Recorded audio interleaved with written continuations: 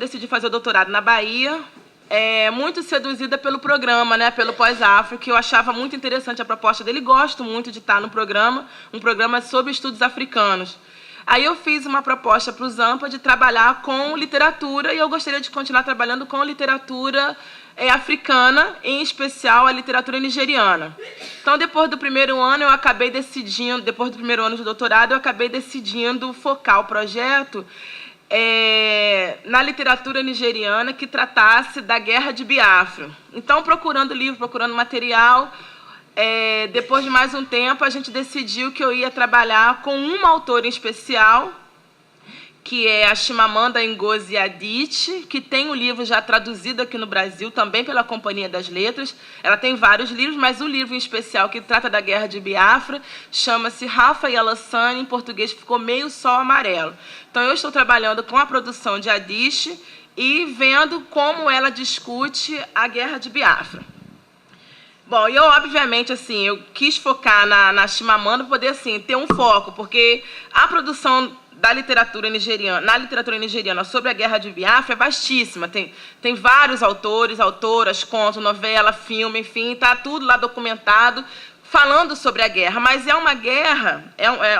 foi um conflito que os historiadores Igbo dizem é um conflito que foi esquecido, que está esquecido, mas nós não esquecemos. E Biafra, como projeto de nação, ela ainda continua, né? É uma coisa que a gente não chega a discussão para a gente, mas se vocês virem os jornais nigerianos contemporâneos, os jornais de nigerianos que moram na Inglaterra ou que moram nos Estados Unidos, moram na diáspora, eles estão discutindo ainda esse projeto de nação Biafra. Aí depois a gente pode pensar também, uma das questões que apareceram para mim ao longo do trabalho foi tentar pensar numa perspectiva comparada, por exemplo, Biafra, Cabinda e Casamance, por exemplo. Mas é um outro debate, né? Mas são questões que não morreram, na verdade, né? Continuam bastante incipientes essa discussão. Bom, e quando a gente começa a trabalhar a Nigéria, literatura nigeriana, história da Nigéria contemporânea, a gente sempre vê uma declaração que aparece sempre, assim, the Igbo problem. A Nigéria tem um problema Igbo, a Nigéria tem um problema Igbo. Que problema é esse, né? Então, a grande questão atrás desse problema Igbo é a atual, né, discriminação dos Igbos dentro do contexto, do povo nigeriano. Assim, é um determinado grupo que ainda é estigmatizado e discriminado dentro da nação, né? Até mesmo porque não desistiram desse projeto de nação Biafra.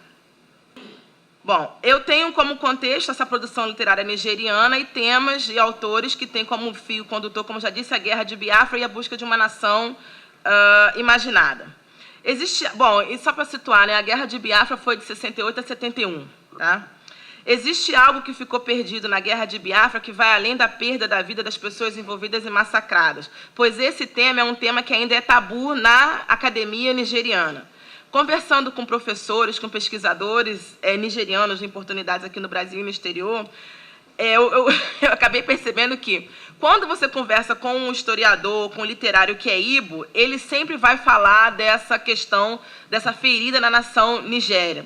E quando você conversa com professores que são, em especial que eu conheci, que são os iorubanos, essa questão passa batido. Eu posso dar um exemplo, nessa revista que o Marcelo distribuiu para a gente, tem uma entrevista dele que ele fez com o historiador Toyin Falola, que é um cara assim, super reconhecido, é um historiador de ponta, ele é referência em estudos africanos, em diásporas e urbanas, etc, etc. Mas vocês percebem, por exemplo, que todas as perguntas que o Marcelo e o Roquinaldo, não foi? De todas as perguntas que eles fizeram sobre nação, sobre o papel do Falola na academia, para a história da África e tal, passa batido a questão da guerra, assim, não foi lembrado em nenhuma linha, porque eu já tinha lido essa entrevista, eu fiz questão de reler ontem, quando eu peguei material, eu li. Marcelo fez várias perguntas para ele, perguntas em que cabia ele falar sobre a questão da identidade e da guerra, por exemplo, e assim, passa batido. E eu mesma já conversei com o próprio Falola, ele falou assim, mas para que você se interessa por isso? Assim, é interessante, mas tem tantas coisas, isso é uma coisa que a gente tem que superar. Enfim. Mas quando você conversa com intelectuais Igbo, essa discussão ela não morre, né? Muito pelo contrário.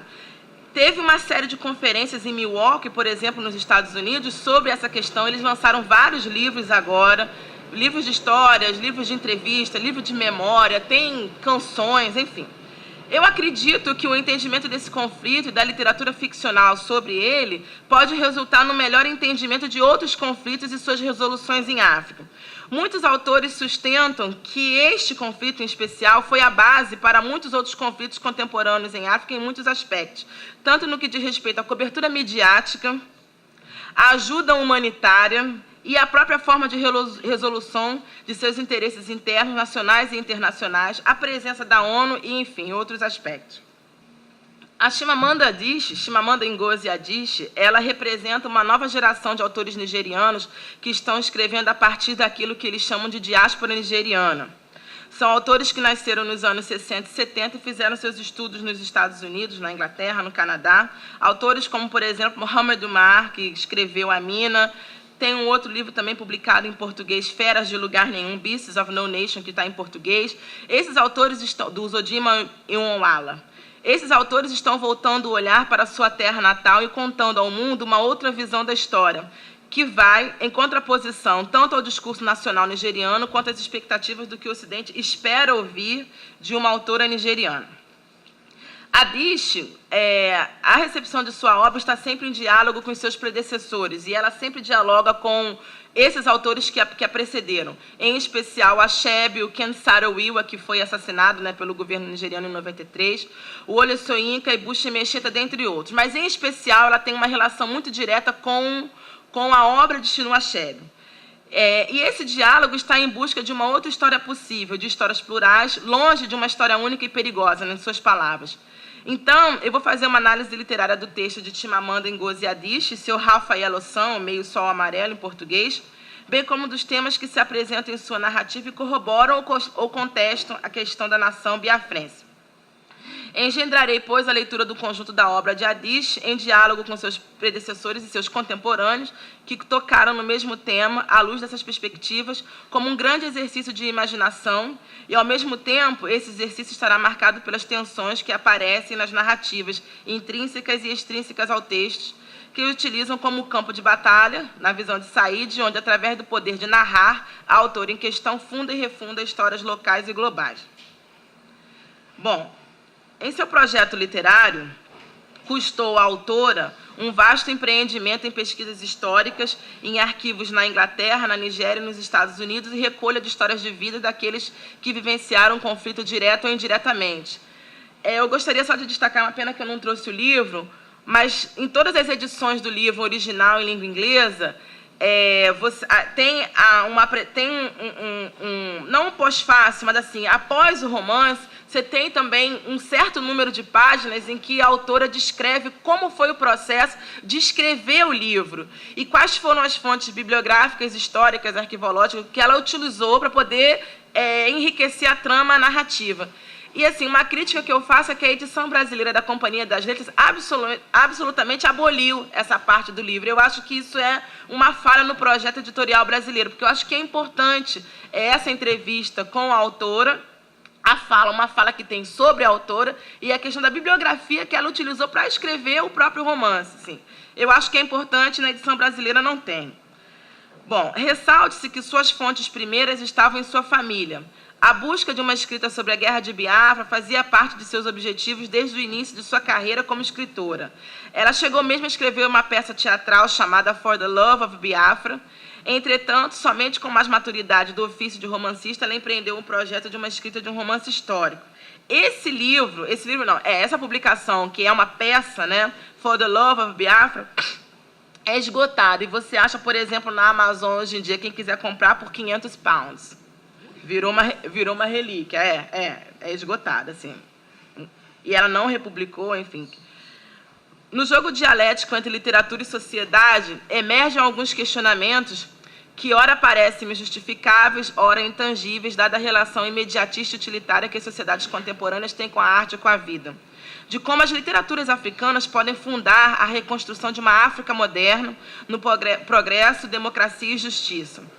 Outra questão que eu coloco, né, que a gente acaba colocando ao longo da pesquisa, como a literatura e a história dividem um palco de formar uma sociedade mais equânime, porque me parece algo assim muito do sonho, né, do idílico, falar que a literatura pode de fato trabalhar com esse projeto de nação, na medida em que a gente sempre questiona quem lê, né, quem é que pode comprar, como é que essa literatura se massifica, como é que ela entra na história, né, como que essa autora consegue dialogar com o povo diretamente. A gente vê que não é bem assim, né, essa questão da leitura ela é elitizada e ela é escolarizada.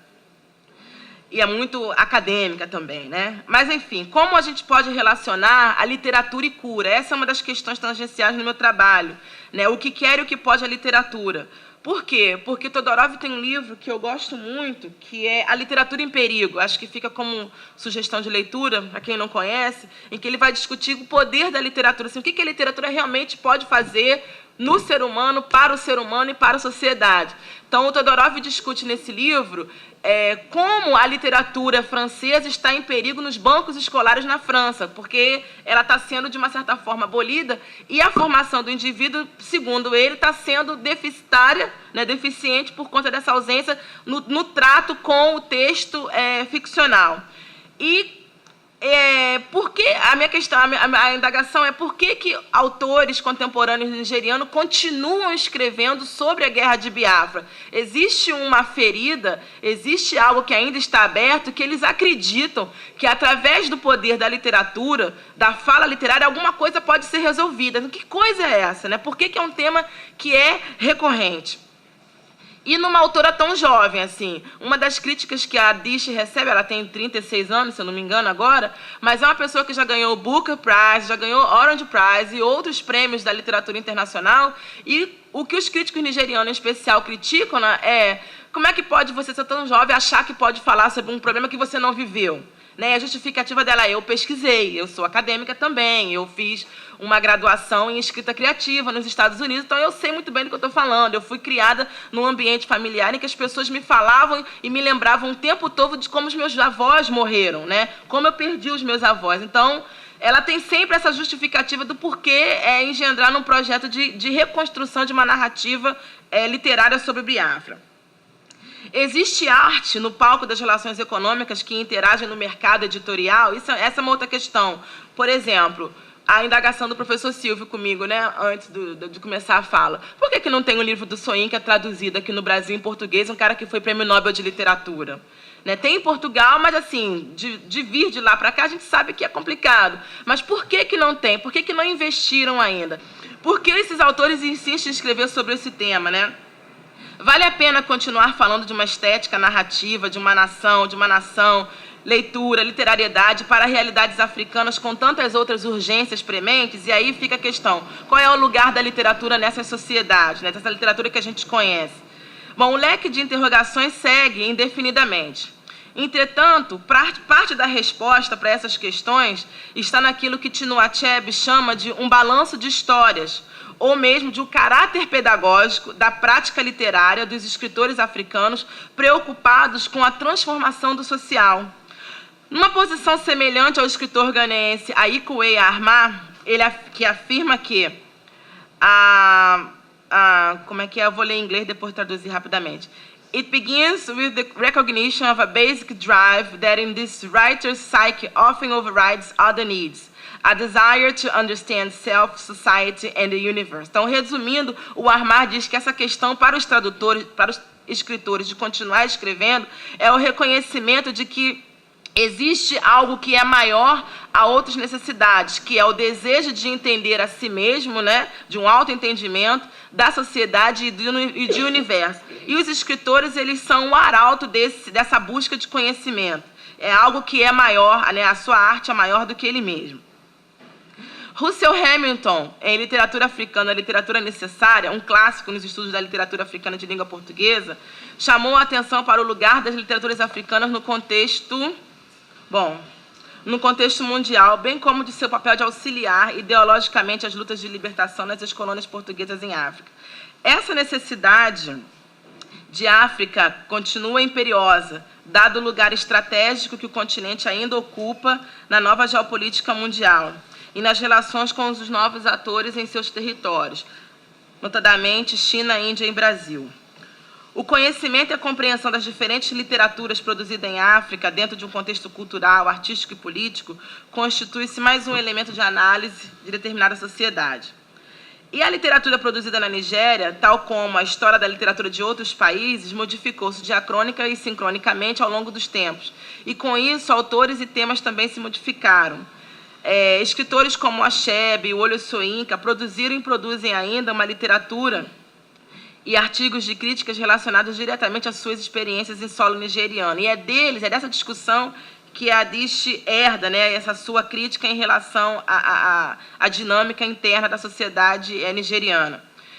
Bom, o Soyinka, como a gente ainda sabe, ele ainda é persona não grata na Nigéria, assim, agora acabou de fundar um partido, né, para ver se consegue mudar alguma coisa, mas tem sempre dificuldade de entrar no país, continua morando na Inglaterra. Ken Saro-Wiwa, por exemplo, foi assassinado pelo governo nigeriano, porque ele era uma voz, né, dentro desse conflito todo que tem no Delta, por causa do petróleo, ele era uma voz que se saía, né, que as pessoas ouviam e que incomodou o governo nigeriano, mas ele conseguiu ter uma projeção internacional, mas ainda assim foi silenciado. Christopher Okigbo, o poeta que morreu assassinado em Nsukka, defendendo a biblioteca onde trabalhava durante a invasão do exército nigeriano. Enfim, é uma lista enorme, né? Buche Mecheta, que inaugurou uma escrita feminina nigeriana. Amos Tutuola, um autor iorubano que escreveu O Bebedor de Vinho de Palma na Terra dos Mortos. Escandalizou igualmente críticos literários ingleses e a elite nigeriana com seu inglês deselegante, mas foi lido, publicado, resenhado, pesquisado e hoje ocupa um lugar de vanguarda na produção nigeriana por ter conjugado, né, o mítico, né, iorubano com a contemporaneidade. Esse livro de Adichie, né, ela tem For the Love of Biafra, tem Purple Hibiscus, tem Half a Yellow Sun e tem The Thing Around the Neck. E uma série de outros artigos de crítica que ela escreve sempre nos jornais nigerianos, americanos e ingleses. Ela tem aquela entrevista, né, dela na TED que todo mundo conhece, que é The Danger of a Single Story, que já tem legendas em português, enfim, que circulou pra caramba. Mas o foco sempre dela na produção é trabalhar com essa nova reescritura de uma história da Guerra de Biafra. E o livro central em que ela trata disso é Half a Yellow Sun, em que ela tem uma narrativa em que ela em que ela consegue colocar histórias dentro da história, né? E o tema que vai sempre costurando as 4 partes do livro o mundo estava em silêncio enquanto nós morríamos, né? Mais ou menos, a gente pode fazer um paralelo com o que aconteceu em Ruanda. Mas a grande questão para eles no partir do ponto de vista dos Ibos, o mundo não se mexeu, os intelectuais nigerianos não se mexeram para poder evitar o que era evitável. Então, a Nigéria teve o apoio da Inglaterra para financiar o que eles denominam de genocídio, embora essa política de nomeação você não vai encontrar fora dos autores Ibo, a referência como genocídio disse apenas que foi uma guerra, foi um conflito interno, mas ninguém fala em genocídio. Mas tem um autor, o Herbert Ekwe, que ele defende que foi genocídio, ele coloca todas as partes, né, antes, durante e depois, e como foi feita essa contagem de corpos, de pessoas, de famílias, e ele tem uma estatísticas de aproximadamente 3 milhões de pessoas. Então, ele coloca a questão... como não foi genocídio você matar 3 milhões de Ibos, né? Aí, não somente Ibos, mas todos os outros grupos também minoritários que coabitam, né, na região da Ibolândia, do delta do Níger. E a Chimamanda Adichie vem como uma voz que tenta reescrever essa história, vem com uma voz que tenta dar um outro ponto de vista, de uma outra geração, de um ponto de vista de mulher, um ponto de vista feminino, mas que ela acha que o poder da cura da literatura está em você conseguir falar em diferentes pontos de vista e conseguir ser ouvida, ser escutada, ser publicada.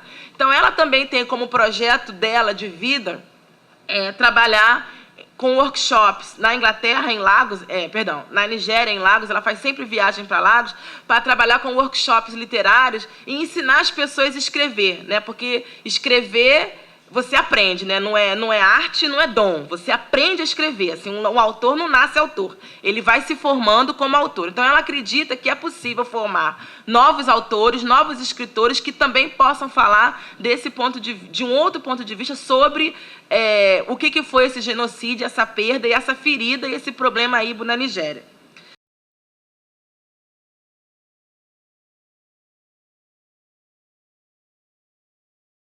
Bom, o que eu vou apresentar hoje, de maneira um pouco assim rápida e um pouco desorganizada, tenta dar conta de um debate que a gente começou lá, quer dizer, na verdade, que eu resgatei a partir de uma conversa entre eu, Marta, a Iracema Dulley, lá também de São Paulo, que viemos trabalhando, seja por arquivo, seja por campo, fora do Brasil, né? Não só em África, mas fora do Brasil. A gente ficou discutindo como que seria, que caldo rende a gente discutir essa questão de pesquisar fora do Brasil, que é uma coisa muito interessante, porque que em países centrais é óbvio, né, pesquisar fora, pesquisar outras realidades, e o Brasil sempre se constituiu como um campo de estudo privilegiado para a academia brasileira em qualquer área, né?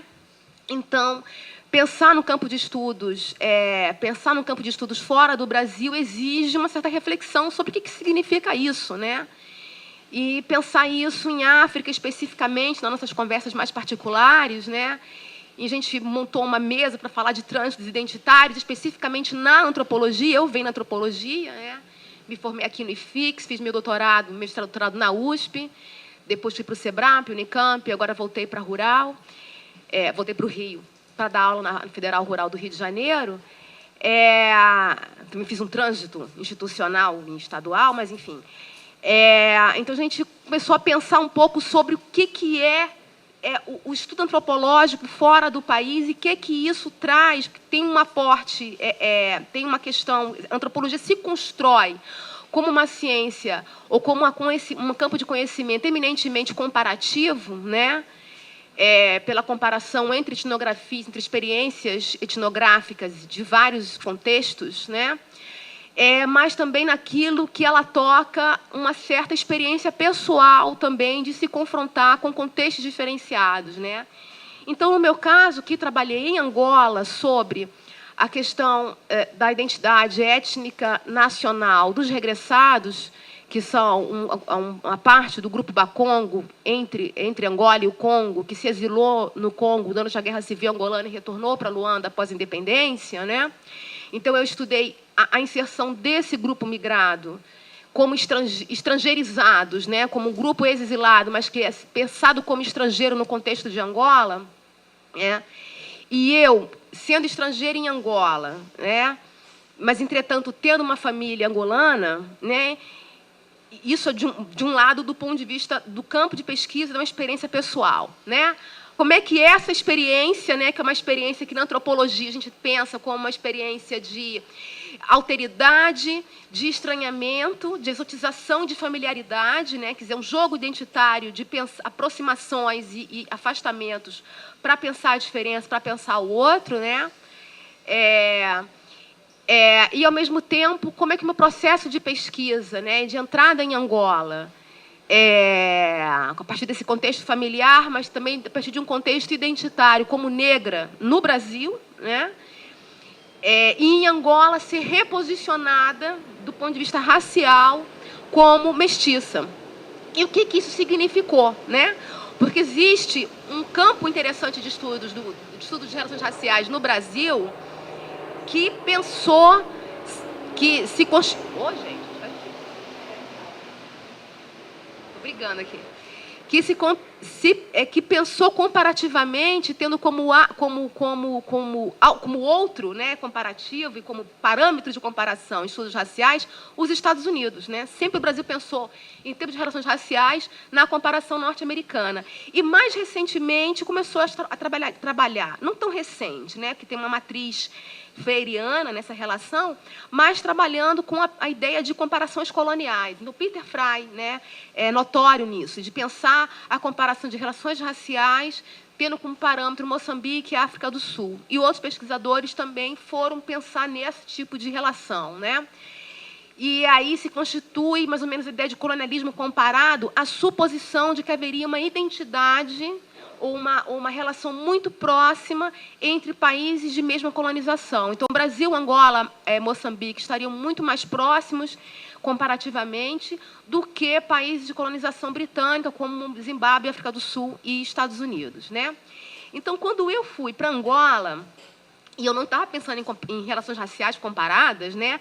Mas, na minha posição pessoal, em Angola, né? Como negra no Brasil e mulata lá, inequivocamente, eu sou mulata em Angola, né? E isso não tem o mesmo significado do que ser mulata no Brasil, né? Essa questão da relação racial comparada também me veio, né? Totalmente extemporâneo, porque eu não era meu campo de pesquisa, mas eu tive que me reposicionar nesse sentido, porque eu era jogada de maneira distinta e tive que me reposicionar identitariamente como mulata em Angola, né? E isso, posteriormente, me fez pensar, né, que eu estava num outro sistema de classificação que, ainda que lusófono, né, no sentido freiriano, e depois no sentido que se passa a se construir a ideia de lusofonia nos países de língua portuguesa, né, que é a suposição de uma identidade comum a partir de um eixo, né, colonial ou pós-colonial, né?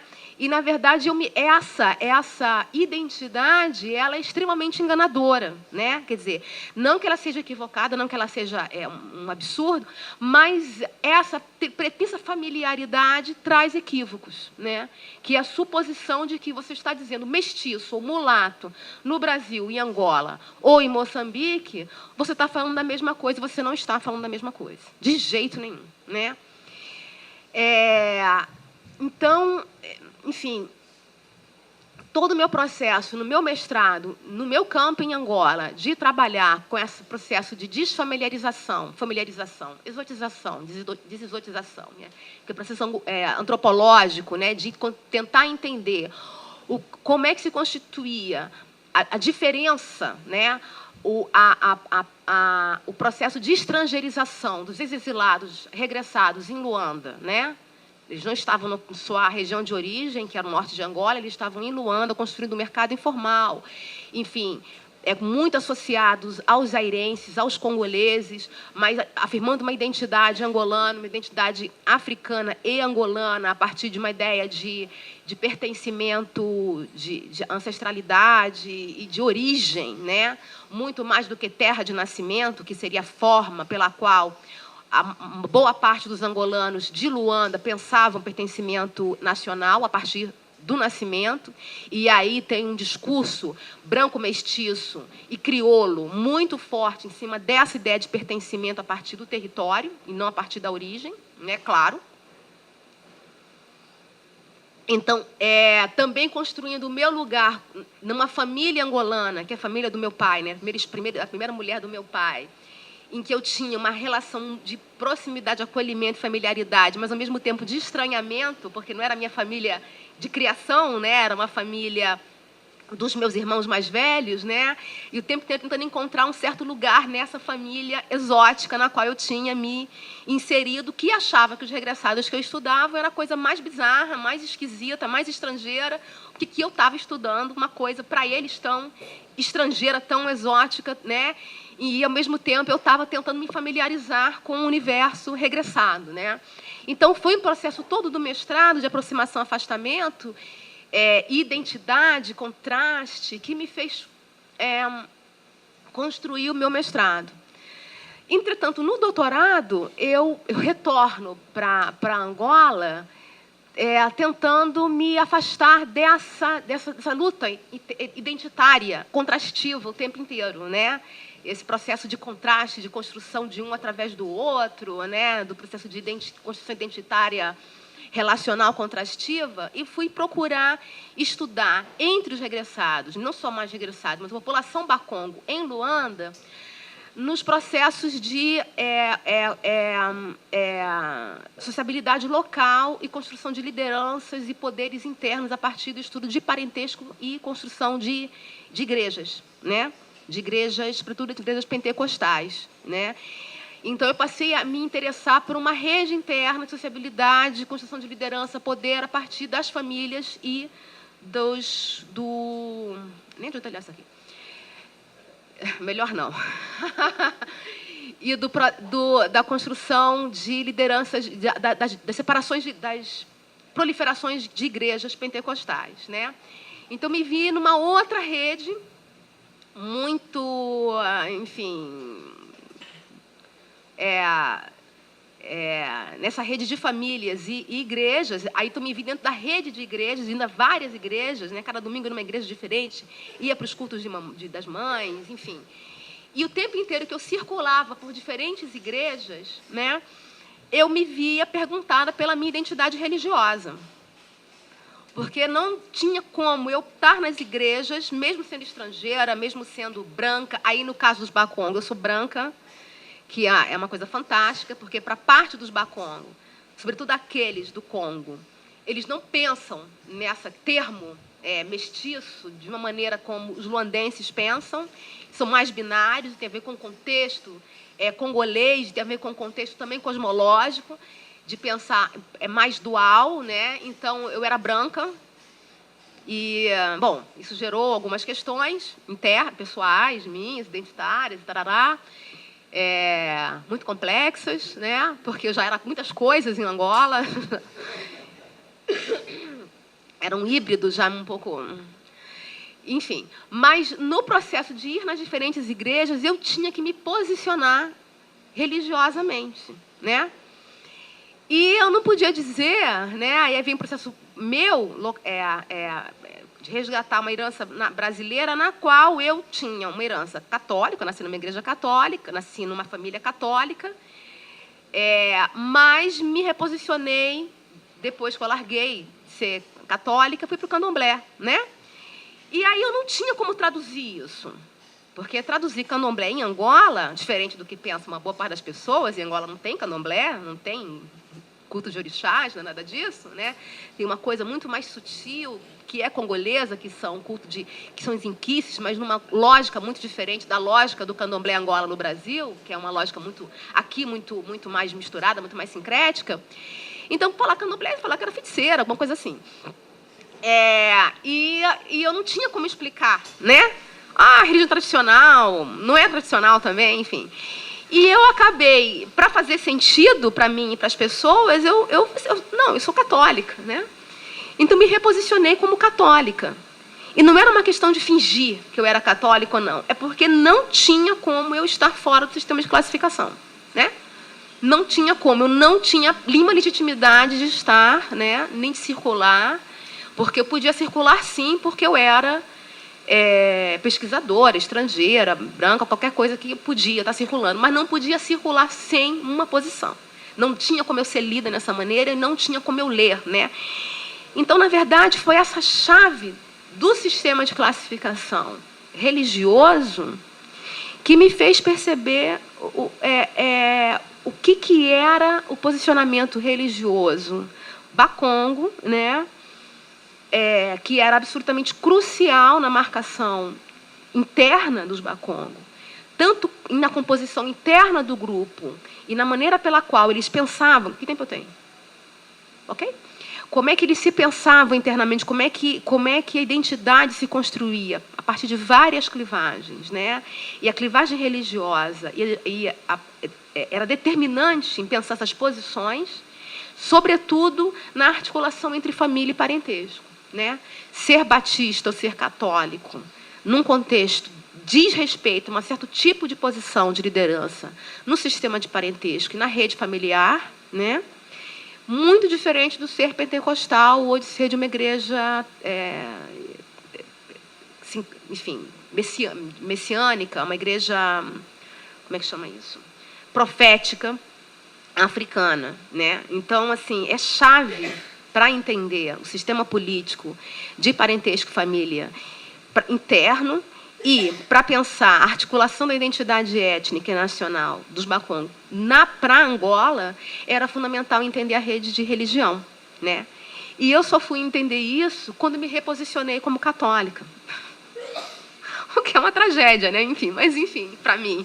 Mas, enfim, não foi tão trágico assim, porque também ser católico em Angola significa uma série de coisas muito interessantes, né? Significa uma igreja hegemônica, significa uma igreja que tem uma certa posição política, de uma certa neutralidade, mas de certo reposicionamento ao longo do período colonial, pós-colonial, enfim. Então, ser católica também é dizer de algum lugar de uma certa neutralidade uma falsa neutralidade, mas uma certa hegemonia, quer dizer, é mais simplificado do que qualquer outra coisa ser católico, no certo sentido.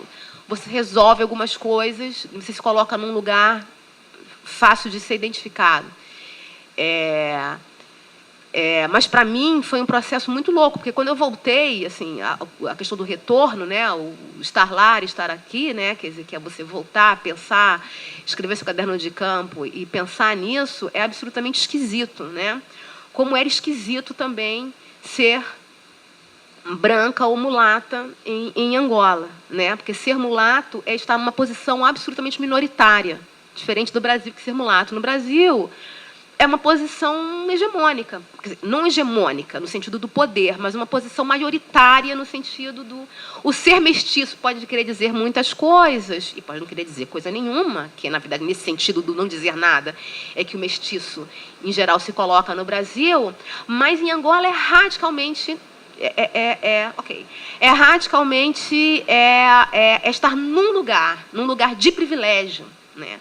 Num lugar de privilégio do ponto de vista econômico e social, num lugar de privilégio no sentido simbólico e num lugar de uma certa síntese nacional, né? Ser mestiço em Angola, ou ser mulato em Angola, ressoa, né, uma certa criolidade, que é um termo mais ultrapassado, mas que ressoa, mas, sobretudo, dizer de um lugar de uma certa síntese, né, de africanidade e ocidentalidade, que marca um certo ser nacional que os brancos em Angola não têm, né? Então, é um lugar extremamente confortável, né? E o insight para essa discussão do ser mulato vem daquele encontro, lembra do primeiro encontro aqui na UF, que a gente estava na mesa com Buta, que é um bacongo muito, como direi? Muito bacongo, né? Muito identitário, em que ele falava da vida mulata, né? Quero ter uma vida mulata, o que significa quero ter uma vida confortável do ponto de vista econômico, social, de circulação, né? Que é diferente da circulação mulata, da circulação dos brancos, que, embora sendo muito, do ponto de vista econômico, tem um certo poder, um certo prestígio, mas do ponto de vista nacional, eles são extremamente questionados e deslegitimados. Os mulatos não correm esse problema, não correm nesse problema, né? Então, muitas vezes, eu era confundida como mulata, né? Sobretudo no trânsito. Eu dirigia muito mal. Então, mulata, né? Então, assim, o ser mulato, né, fora do trânsito era muito confortável. E, para mim, um conforto extremamente difícil de lidar, porque, afinal de contas, eu não era angolana, né?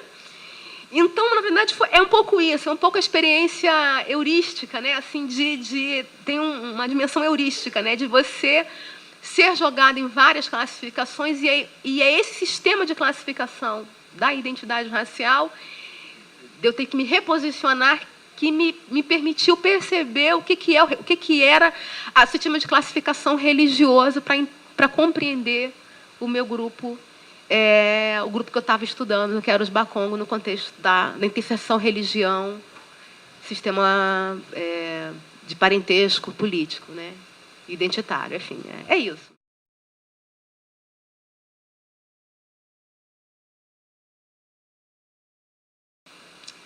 Então, eu venho desenvolvendo pesquisas junto à professora Laura, desde a minha graduação, né, desde a iniciação científica, e hoje estou mais ou menos na metade do meu doutorado, né? E o trabalho que eu trago hoje, ele está mais relacionado, né, ao que eu desenvolvi no meu mestrado, né, que tinha uma relação maior com a temática da infância, né, do que ao tema agora do doutorado, né? Mas o texto de hoje, né, é sobre um livro infanto-juvenil, né, do Ondiaki, um jovem escritor angolano, que daqui a uns anos eu vou parar de chamar de jovem, porque toda vez que eu vou apresentar trabalho, tenho que chamar o Ondiaki de jovem, né?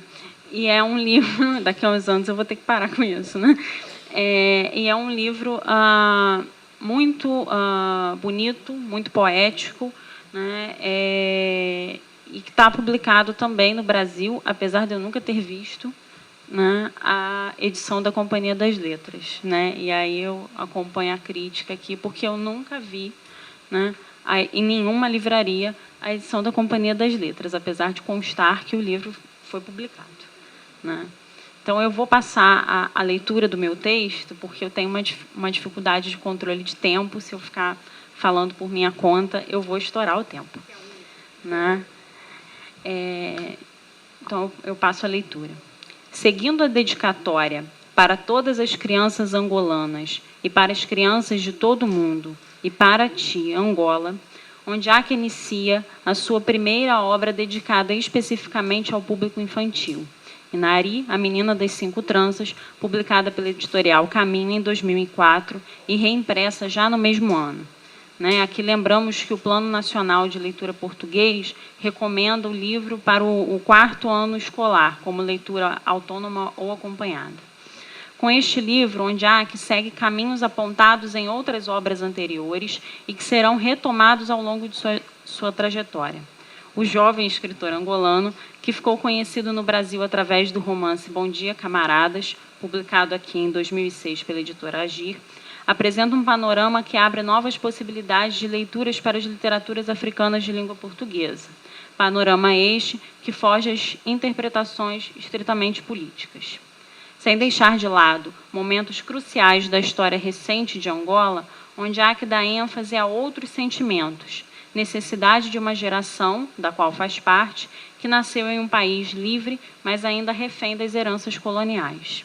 Segundo o escritor, em uma entrevista, cito, a minha geração não tem outra saída senão ser otimista, trabalhando, construindo, reconstruindo. E penso que sim, as ações terão que ser positivas, no sentido de criar uma sociedade que debata mais os seus problemas e que esse debate origine, se possível, algumas soluções. Também disse sim que, às vezes, devemos ignorar o nosso pessimismo interno, as nossas dúvidas e continuar agindo de modo a descobrir um novo caminho para Angola e para o continente africano, através da arte como expressão da modernidade e através da modernidade como via de manutenção da tradição. Desse modo, percebe-se que há em Ondiak um projeto claro de transformar os sentimentos negativos referentes a um passado de opressão em uma visão otimista, para que se possa reconstruir as histórias desse passado, agora com a própria voz, e principalmente para que se possa sonhar e trazer à realidade, também com a ajuda da arte, um futuro a ser transmitido para as novas gerações.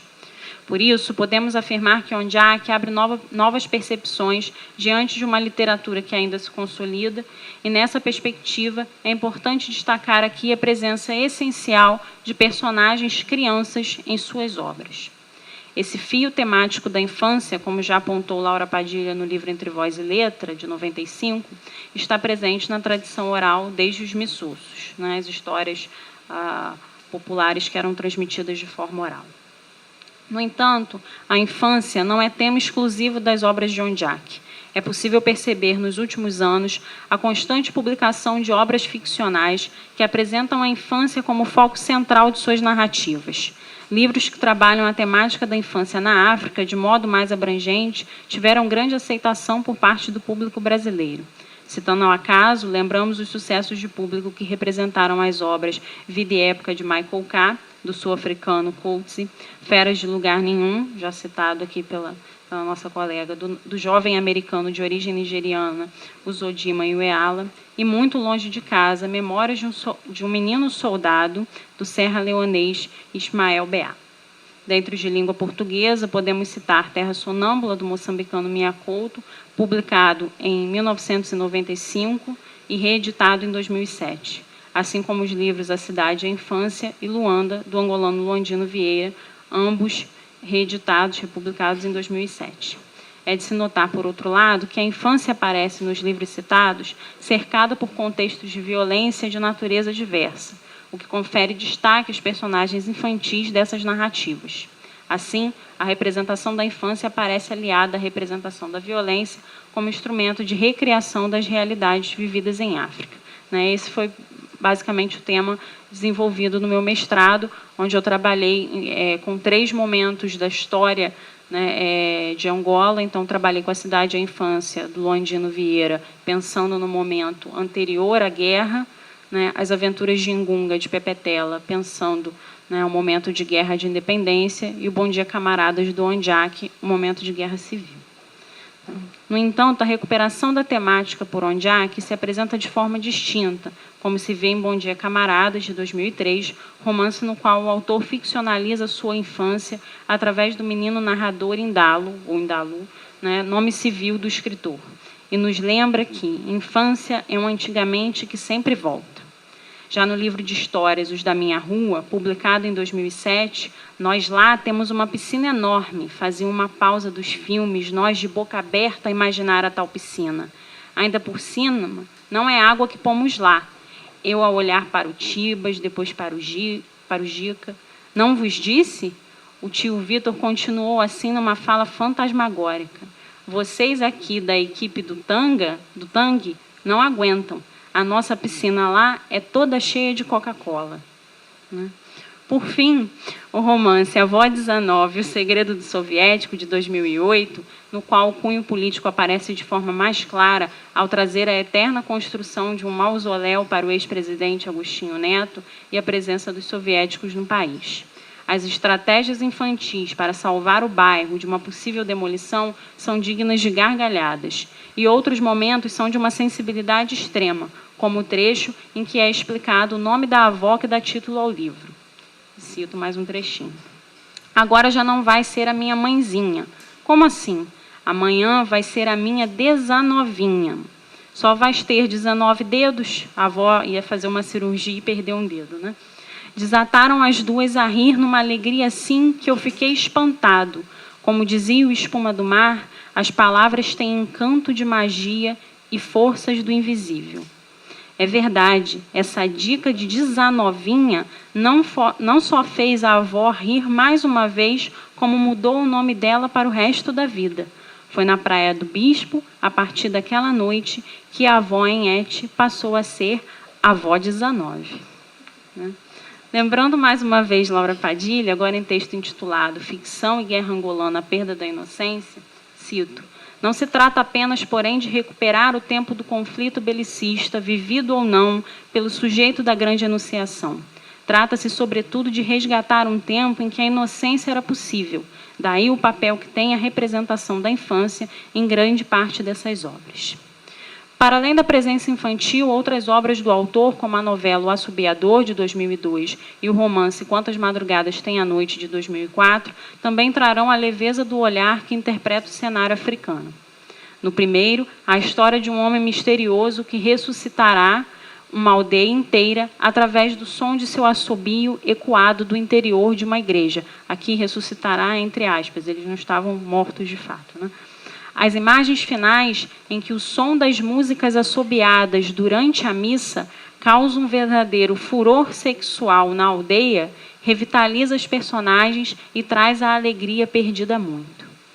Né? É importante ressaltar que nessa obra não há nenhuma definição, nenhuma referência temporal nem espacial. É uma aldeia, ponto, acabou. Já enquanto as madrugadas têm a noite, a graça de um narrador que só quer trocar suas histórias pelo álcool e que a todo momento recupera frases inspiradas no Cota Odorico, ninguém mais, ninguém menos, né? Uma referência ao Odorico Paraguaçu, personagem de Dias Gomes. Este caminho percorrido por Ondiak em apenas 6 anos, caminho que nos levou, já em outro texto, a pensar em um sentido de comunidade que perpassa sua obra.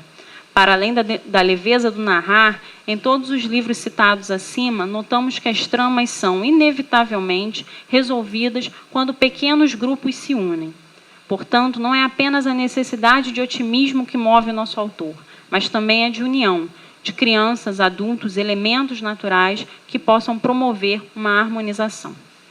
Este cenário também está presente no livro Inari, a Menina das 5 Tranças, que, apesar de chamar a atenção para alguns conflitos, sem localizá-los também no tempo e num espaço específico, dá destaque ao papel da criança na resolução desses conflitos. Ou seja, a criança, considerada muitas vezes por nós, né, como um ser imaturo, aparece como aquela capaz de trazer um novo tempo, não apenas pelo seu nascimento, mas também através de suas ações. Aqui, lembramos as palavras de Pires Laranjeira.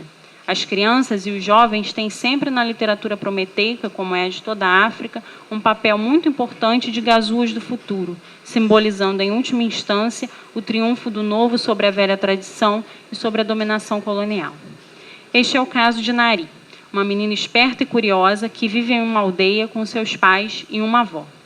Sua trajetória na narrativa envolve a descoberta e também a aceitação do desconhecido. E, assim como outras narrativas que apresentam crianças, se aproxima de um rito iniciático. No caminho de Nari, este rito passa pelo conhecimento de novas palavras, importante traço narrativo, já que se trata de uma obra infantil. Por pequenas viagens ao redor de sua aldeia, pelo descortinar da sua inocência diante de problemas que até então não tinha contato. Por fim, o trajeto de Nari se completa com seu autoconhecimento. O primeiro elemento que destacamos aqui é a aceitação do desconhecido. E Nari não percorre seu caminho sozinha, mas acompanhada de um homem pequenino que aparece sem aviso. Do capim alto sai um homem muito pequenino, com um sorriso muito grande, e embora ele não fosse do tamanho dos homens da aldeia de Nari, ela não se assustou. Esta compreensão imediata da diferença, que permite a Inari não estranhar aquele homem nunca visto, também proporciona abertura para novos mundos através das palavras que aprenderá. É interessante observar que, conforme a intimidade entre os dois aumenta, a distância causada pelo tamanho do homem diminui. No começo da narrativa, a personagem é chamada de homem muito pequenino, depois de homem pequenino, homem mais pequeno e, por fim, apenas homem pequeno. Portanto, o foco na aprendizagem das palavras permeará toda a obra, elemento importante para o gênero escolhido pelo autor, a obra infantil, mas mostrará uma importância ainda maior ao fim da narrativa. Já chego lá. Enfim, os diálogos entre o homem muito pequenino e a menina das 5 tranças marcarão as descobertas de Nari, e a pergunta do homem pequenino que dará pistas ao leitor sobre o título do livro. E quem te faz as tranças? Ninguém me faz estas tranças, porque elas não se desfazem. A minha avó diz que eu já nasci com as tranças e que um dia vou saber por quê. A partir desse momento, o leitor saberá que as tranças de Nari não são apenas um penteado, mas o mistério será mantido até o fim da narrativa. Este trecho é ainda mais significativo por trazer a figura da avó, a mais velha que guarda o segredo da neta. Desse modo, onde há que recupera o elo entre o novo e o velho, essencial para a manutenção do equilíbrio e para a continuidade da vida. Apesar da avó de Nari ser citada em apenas 2 momentos da narrativa, fica evidente o seu papel de mantenedora das tradições, aquela que indicará os caminhos a percorrer, mas que manterá Inari ligada ao seu povo. Em outro trecho, a avó, diante da pena que a neta sente da caça morta, explica o porquê da necessidade de matar os animais e a relevância da quantidade dos bichos abatidos, ou seja, apenas o necessário para alimentar o povo. De fato, é o homem pequenino quem ocupará durante boa parte da narrativa o lugar de mais velho. Apesar do texto não fornecer nenhuma informação sobre este homem, a palavra por si só já o identifica. Ele não é um menino. A carga pedagógica que envolve esta personagem passa pela compreensão do poder das palavras, de seus múltiplos significados e de sua força criadora. Desse modo, onde há que ali o papel da oralidade para as culturas africanas, ao papel desempenhado pelo livro, agora material escrito. No entanto, é também através das palavras que somos apresentados ao contexto de guerra. Cito: aqueles homens não gostavam uns dos outros e usavam as armas e as balas e as vidas uns dos outros para mostrar a sua raiva. Fim de citação. Desse modo, a guerra entra na narrativa, sem nenhuma referência específica. E do mesmo modo que o homem pequenino usa seus jogos de palavras, os conflitos apresentados por Ondiak servirão para mostrar a possibilidade do contrário, a possibilidade da paz. Esses conflitos levarão Inari a conhecer a aldeia do homem pequenino. E ele diz: não tenhas medo, Inari, quero te apresentar 2 pessoas muito especiais. Este é o velho muito velho que inventa as palavras, disse o homem pequeno e mágico. E esta é a velha muito velha que destrói as palavras. Inari fica encantada com aqueles seres e com a possibilidade mágica de destruir palavras feias, como guerra ou armas, e de inventar palavras como amor ou paz. Mais uma vez, Inari é levada ao desconhecido, onde tudo é mágico. E nesta aldeia, ela descobrirá que não é diferente dos que ali habitam, já que também possui a sua magia, ainda adormecida pela incompletude de seu rito iniciático, que será conduzido pelo velho e pela velha da aldeia do homem pequenino. E aqui tem duas citações que são um pouquinho longas, mas são exatamente o processo de iniciação, que são as falas desse velho e dessa velha, e que eu acho que, assim, para quem não teve a oportunidade de ler o livro, eu tenho que ler, porque são duas passagens de fato muito bonitas. Primeiro, a fala do velho. Cada pessoa sua magia, cada árvore sua raiz. O peixe só sabe nadar na água. Um umbi preso nas gaiolas morre. Coisa de metal que sai metal e fumo, destruímos. Coisa de metal que vira semente e mata, destruímos. De noite, olhar e respeitar as estrelas. De dia, olhar e imitar os animais. Primeiro somos crianças, depois somos caçadores, depois temos crianças, depois ficamos a olhar as crianças. O cágado, sempre lento, é quem chega primeiro. Mais sabedoria tem a palanca negra gigante, que só olha os homens de longe. Falei. E logo em seguida a velha. Cada rio suas águas, cada céu suas nuvens. Peixe dentro da água brinca, fora da água sofre. Um umbi não conhece gaiola, só respeita nuvem. Coisa de metal que sai fumo, vira barro. Coisa de metal como semente, vira embondeiro. De noite, as estrelas olhar e uma só escolher. De dia, os animais caçar, seja o alimento. Primeiro somos crianças e coração bate. Depois somos caçados por nosso coração.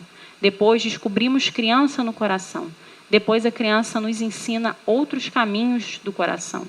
O cágado também sabe perder. A palanca negra gigante também sabe fugir. Falei. As falas dos dois velhos são carregadas de símbolos, plenos de ensinamentos. O respeito, o valor ao seu lugar, a liberdade, a paciência, sem esquecer os elementos da guerra, o metal do qual não devemos nos aproximar.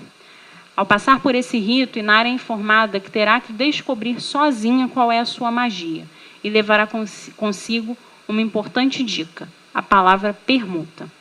Mas somente em sonho, durante um encontro com um velho muito velho, que a menina compreenderá o seu significado.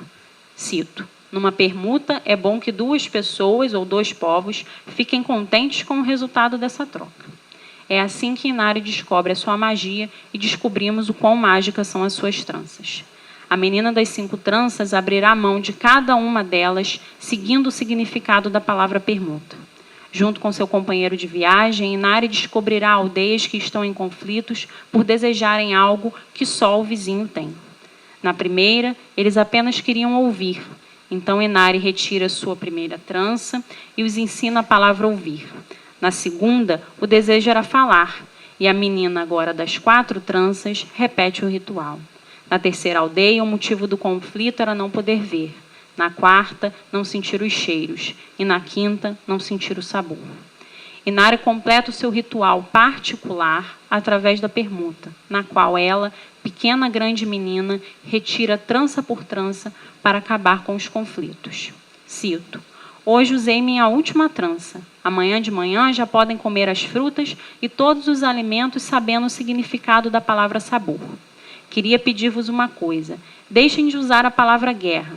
Estive numa aldeia onde ninguém conhecia o significado da palavra ver e andavam em guerra com outra aldeia pensando que isso lhes ia ensinar a ver. Mas não, a palavra guerra é parecida com a palavra desaparecer, que é parecida com as palavras deixar de viver. A partir de amanhã, não procurem mais a palavra guerra, porque ela vai deixar de existir. Piscou o olho ao homem pequeno. Desse modo, percebemos que o homem pequenino já havia dado a resposta ao enigma logo ao se apresentar e fazer com que Inari refletisse sobre a palavra pequeno, pensando no quão pequeno é o coração e quantos sentimentos grandiosos cabem nele. Ondiak, mais uma vez, nos dá uma simples receita. Os pequenos gestos de Nari foram capazes de resolver grandes conflitos, e o sentimento de grupo, de comunidade, acaba por falar mais alto. O jovem escritor apresenta para um público muito especial valores que podem parecer pequenos, né, que podem ser descritos em palavras pequenas como paz, mas que possuem, né, um importante valor muito maior do que aquilo que podemos ver. Né? Obrigada.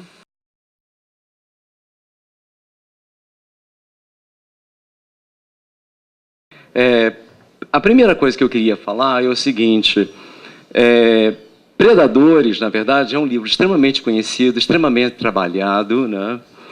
E, de uma certa forma, é interessante perceber a riqueza do nome Predadores, né? É uma forma de Pepetela chamar a atenção para algo crucial.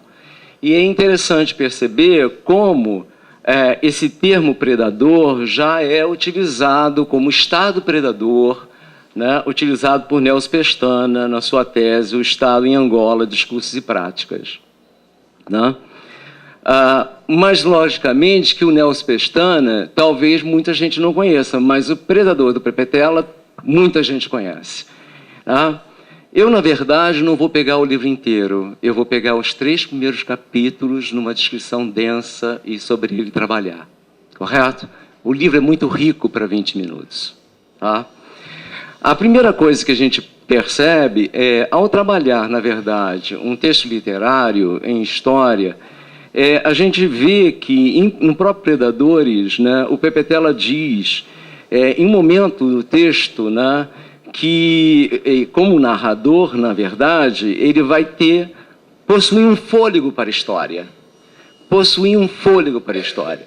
Isso, na verdade, nos remete à ideia que a história, como a literatura, na verdade, sempre arma uma intriga, arma um enredo, né? Busca um efeito explicativo, mas não são a mesma coisa. Tá? Em suma, o livro Predadores é um livro extremamente crítico da sociedade angolana nesse momento. É o que eu chamo de uma metaficção historiográfica, isso é muito importante. Tá? E ele, na verdade, ele revela uma trajetória de Pepetela que já se inicia em Mayombe, numa crítica constante à sociedade angolana.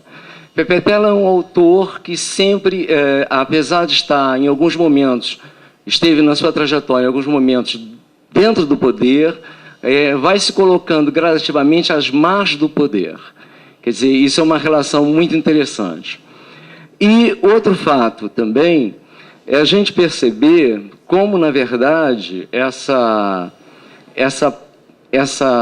crítica de Pepetela se torna cada vez mais ácida, né? A partir do momento em que ele vai se afastando realmente, ele deixa de ser vice-ministro da Educação, né? E depois de 82, e também quando, de uma certa forma, há um afastamento do poder do grupo liderado por Lúcio Lara em 1985, né? Do qual o Pepetela tem vinculações e uma grande admiração. Né? E um novo grupo surge em torno do José Eduardo dos Santos, que se consolida no poder, né? E que substitui, de uma certa maneira, esse grupo mais à esquerda. Né? Pepetela é um crítico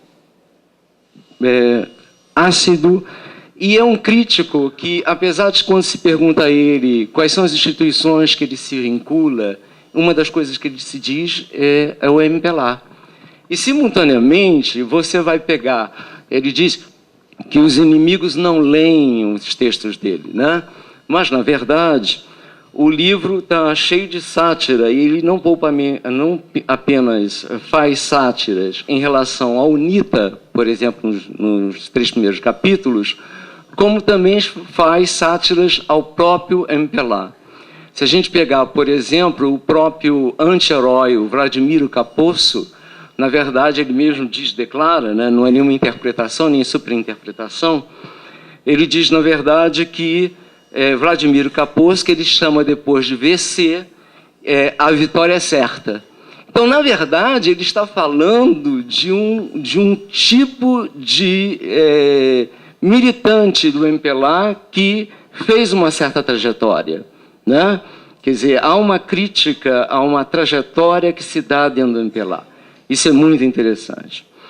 Outro fato também é como ele, de uma certa forma, no texto literário, e a ficção permite isso, como ele, ao descrever, por exemplo, a chegada do MPLA, né, em Luanda, né, o MPLA, quando chega a Luanda, ele não coloca, ele faz uma delegação justamente no Rangel, né, e em outro na Vila Alice, né? E a Vila Alice se torna, na verdade, a delegação principal e o Rangel decai. E o narrador diz assim, tá vendo? Eles estão abandonando o MUSEC, né? Eles estão buscando aqueles que são melhores, né? De vida, né? E diz assim, esse MPLA nunca fará revolução proletária. Na verdade, esse personagem existiu ou não, não é importante. O importante é que Pepetela joga para esse momento, né, inicial, já alguém dizendo que o MPLA não fará essa revolução proletária. Outro fato também, ele é picaresco, ele brinca com as pessoas, né? E ele brinca até com as figuras físicas das pessoas. Por exemplo, quando uma das amantes dele fala a Danúzia, né? Diz que não gosta do ministro das Pescas porque tinha cara de batatas e segue adiante. E o pior é que quando você vai ver o ministro da época, ele tinha cara de batatas. Quer dizer, eu acho que, de uma certa maneira, é uma pessoa que brinca, e que brinca, às vezes, seriamente com coisas não apenas físicas, mas também coisas politicamente muito sérias, né? Um fato que é bem claro em toda a literatura, em alguns livros de Pepetela, isso é muito claro, por exemplo, Desejo de que Anda, o anterior, a questão a geração da utopia, é uma crítica constante aos oportunistas do regime, né? De uma certa forma, e esse oportunismo ele não se dá apenas no período do Partido Único, né? Se dá pós-Partido Único. Então, no fundo, o Pepetela é um crítico exacerbado daqueles que vestem uma capa, vestem uma ideologia, isso é muito comum nas práticas, para obter vantagens junto ao poder, né? Isso é muito claro, por exemplo, na própria figura do Kaposo, que, na verdade, não tem nada de marxista, né? Mas que, na verdade, assume o nome Vladimiro, né? Como ele mesmo diz, coloca o nome dos filhos de Ivan e de Yuri, que eram soviéticos, né? Nomes soviéticos, põe a fila de Jamila, porque os revolucionários utilizavam, e que, na verdade, ele faz uma sátira, inclusive a utilização, quando Vladimir Kaposo utiliza esse nome, ele está fazendo uma sátira àqueles que se utilizaram de codinomes de guerrilha, que nunca participaram da guerrilha. Quer dizer, ele que usa um codinome de guerrilha como autor, né, ele faz a crítica justamente àqueles que usam esse nome apenas por vantagens, né? Ou seja, uma crítica constante ao oportunismo, né? Outro fato importante é que ele não poupa, né, por exemplo, no momento, até para criticar aqueles que foram aliados ao MPLA, né? Ao MPLA durante a fase de um partido único. Por exemplo, em Predadores, ele diz que, quando fala da União Soviética, ele diz que os soviéticos causavam antipatia por sua arrogância de grande potência boçal e de irmãos mais velhos no socialismo. mas sem irmandade nenhuma. Quer dizer, ele é um socialista e que se diz utópico, né? A gente não tem muita clareza o que é ser utópico para ele, mas me parece que esse utópico é que ele não se encaixa, ele diz que tem uma grande dificuldade em se encaixar em estruturas partidárias, né? Na verdade, ele não se encaixa em um único, em monolitismos, em organizações que lhe tire a capacidade crítica, ou que queiram, de uma certa maneira, abafar a sua palavra ou conduzir o seu discurso, né? Ele não poupa, se você observar, né? Nos 3 primeiros capítulos, ele não poupa nem o MPLA, do qual ele é ligado, historicamente ligado, nem poupa a UNITA. E quando ele fala do autoritarismo, ele fala do autoritarismo dos dois, né? Ele mostra como o MPLA, por exemplo, devido às ameaças externas e internas, construiu um Estado que, na verdade, concentrou poder em suas mãos através da administração, das Forças Armadas, da Justiça, dos serviços de segurança, né? E a ficção em Predadores, que atravessa o período do Partido Único ao período multipartidário, a abertura para o capitalismo, mostra, na verdade, que esse autoritarismo não mudou, ele varia de intensidade, mas ele não muda, né? Então, ele tanto critica o MPLA, como também não tece, logicamente, elogios à UNITA, ao qual, logicamente, ele está muito mais distante ideologicamente falando, né? Nem se pensar, né? Outro fato também interessante é que a leitura de Predadores nos oferece desses 3 primeiros capítulos de Predadores. Eu estou falando dos 3 primeiros capítulos.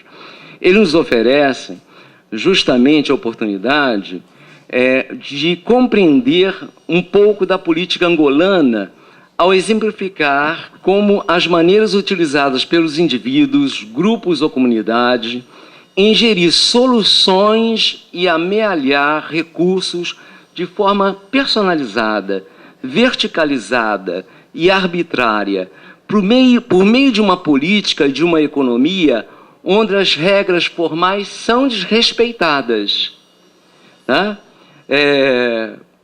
Por meio de havendo, portanto, inadequação de mecanismos de responsabilização, de prestação de contas e transparência, né? O próprio exercício político do poder não é emancipado das disputas localizadas e personalizadas, né?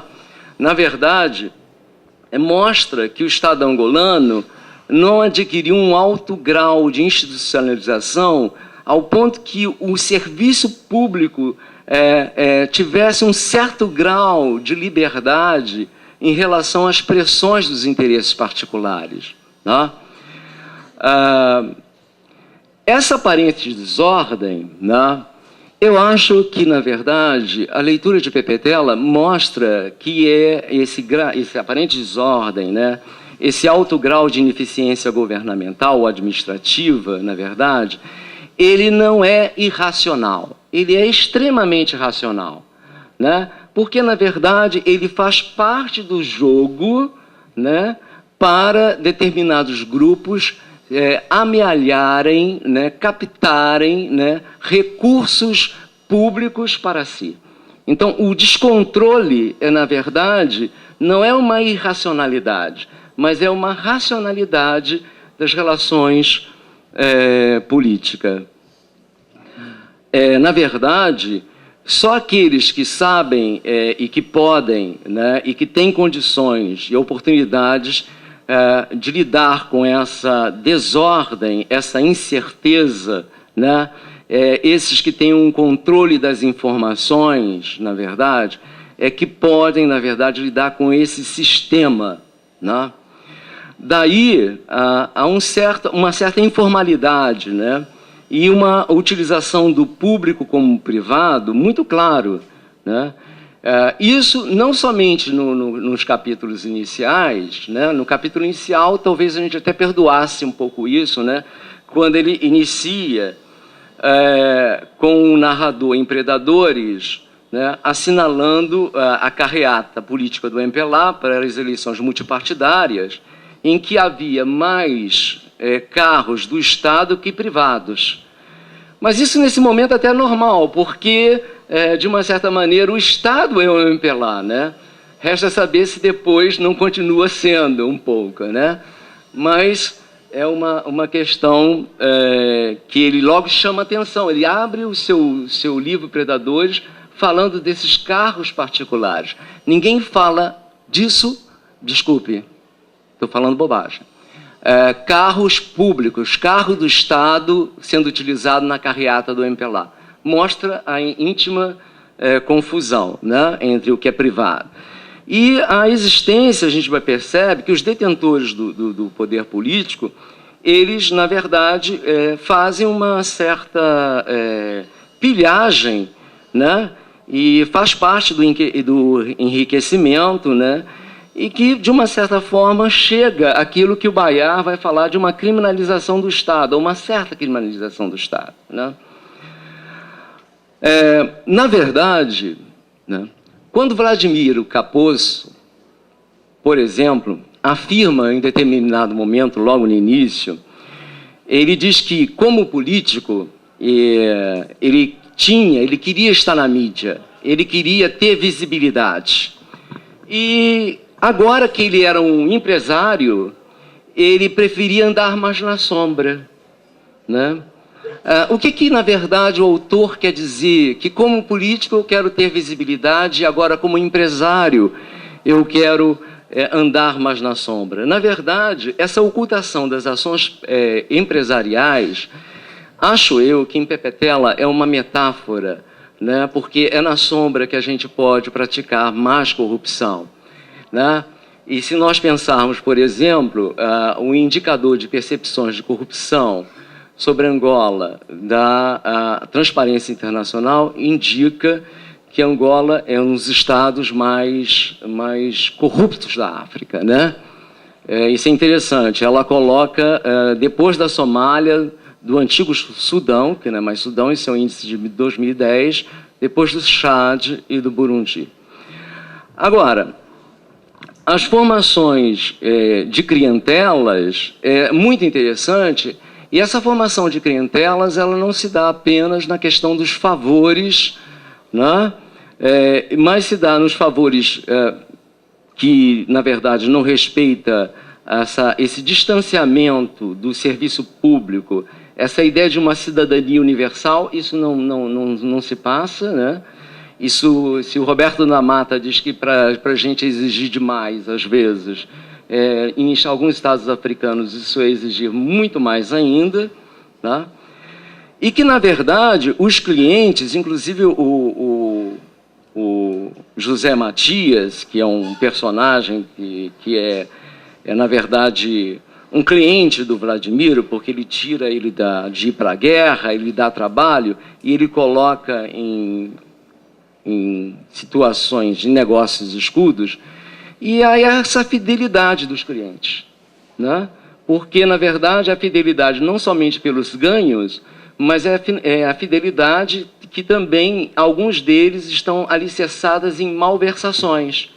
Então, na verdade, se eu te denuncio, né, eu serei punido por isso, e você também, quer dizer, nós participamos, né? Isso é muito mostrado de uma forma metafórica através do José Matias, né? Outro fato, a não transparência, né?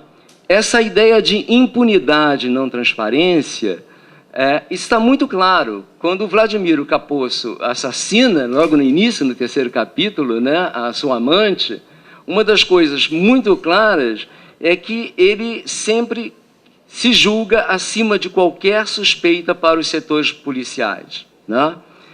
E, na verdade, essa transparência não é somente a nível individual dos poderosos, mas a nível da própria gestão do Estado, né?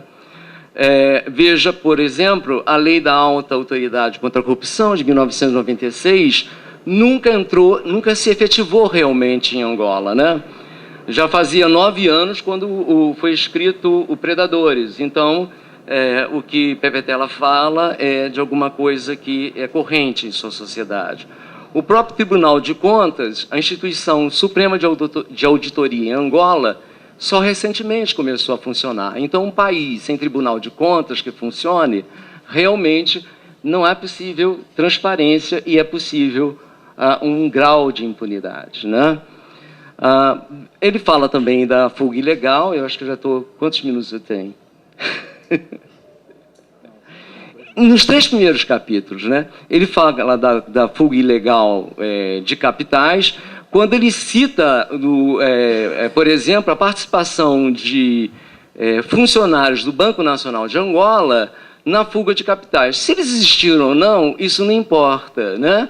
O que importa, de uma certa forma, é que David Shor, é um professor de Harvard, ele fazendo estudo de 1985 a 2004, diz que, nesse período, 216 do PIB registrado em Angola teria fugido de Angola. Quer dizer, na verdade, o Pepetela fala literariamente de alguma coisa que os estrangeiros, os de fora, já detectam nos seus estudos. Há uma crítica muito grande ao novo riquismo, né? Eu vou parar por aqui, porque meu tempo está esgotado, né? Ainda bem que eu fiquei com 3 capítulos. Também fala desse aumento de insegurança em Luanda, a formação das firmas de segurança, como ter segurança não somente ter segurança, mas é um símbolo de status e um símbolo de poder, né? Isso é muito claro com o Vladimir Kaposo com seu segurança, né? Em suma, outro fato que ele também, que eu acho que é revelador, e eu vou ter que terminar, outro fato, são 2 coisas só que eu queria para terminar.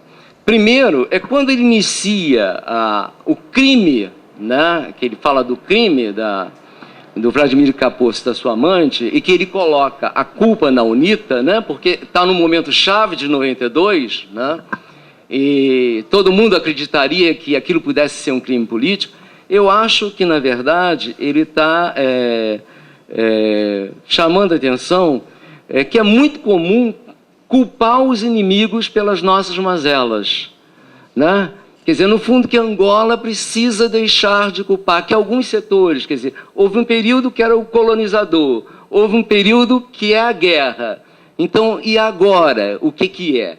Correto? Quer dizer, eu acho que ele está abrindo essa discussão. Outro fato, e é o último que eu falo, como Pepetela é um cáustico em relação à Igreja Católica, como ele teve sempre essa dificuldade com a Igreja, né? Ele sempre foi uma pessoa, em vários textos dele, né, literários, a gente aparece, cai acolá uma pitada em relação à Igreja Católica. E em relação às igrejas eletrônicas, né, que ele diz que, paradoxalmente, isso já mostra em outros livros anteriormente, como até aqueles que foram, como o próprio Kaposo, de um partido que em um determinado momento assumiu o ateísmo, né, como prática, mas a gente ia o que banda, né, como diz a verdade, isso não tem nada... Né? E como, na verdade, agora... ele chama atenção, esses mesmos, alguns deles, né, estão frequentando os show-sacerdotes, que são das igrejas eletrônicas, né, e o próprio Kaposo vai usar isso aí, logicamente, uma sátira, uma cruz de 6 centímetros em ouro, né, com um grosso cordão. Ele admite até casar na igreja, né, fazer porque é um negócio milionário. Na verdade, o que ele chama a atenção ele não deixa a Igreja Católica impune nisso aí.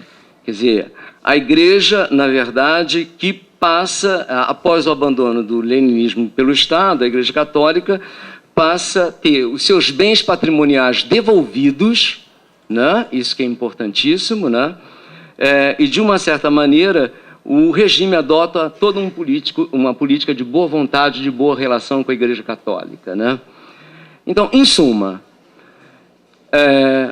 eu acho que esses 3 primeiros capítulos já revelam o quanto a transição para a democracia é uma transição que a grande capacidade da elite angolana de mudar de sistema monopartidário, né, para um sistema pluripartidário, abandonar o modelo socialista para adentrar no capitalismo, de uma certa forma até selvagem, mas permanecer no poder.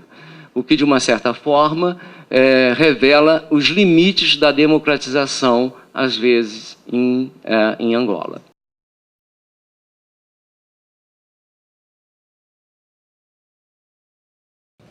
Bom, até uns 4, 5 anos atrás, eu não pensava que um dia estaria envolvido com iniciativas dos estudos africanos.